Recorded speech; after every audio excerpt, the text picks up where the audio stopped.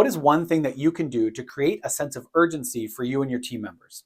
Hey folks, it's Kirk, and I'm here to share practical leadership tips with you and your team. In a recent Leader Feeder podcast episode, we talked about 3 ways to create a sense of urgency on your team. And so I wanted to draw that out to explain it a little bit. What we talked about was the idea of setting a clear, high standard and then coaching toward that standard. So what does that look like? Well, in order to know kind of what can be possible in terms of the performance of your team, you can look at the current people on your team and the work that they're doing. So we've got Jamie, who's performing about here, kind of average. We've got Simon performing over here, not too bad.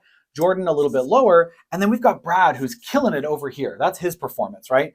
And so what do we want to do? Well, we want to get everybody performing at Brad's level, right? We know that there's a possibility that everybody can get there, and we got to figure out how to do that. So how do we get these other folks performing at Brad's level?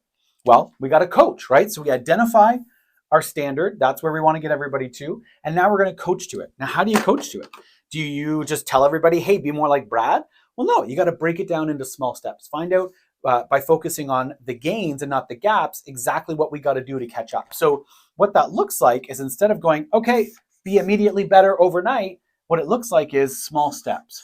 So what are the small steps going to be that get Jamie performing at Brad's level?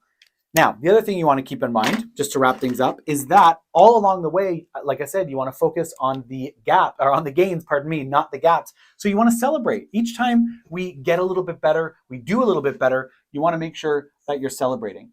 So we're not just always waiting for them to get here, we're actually happy all along the way.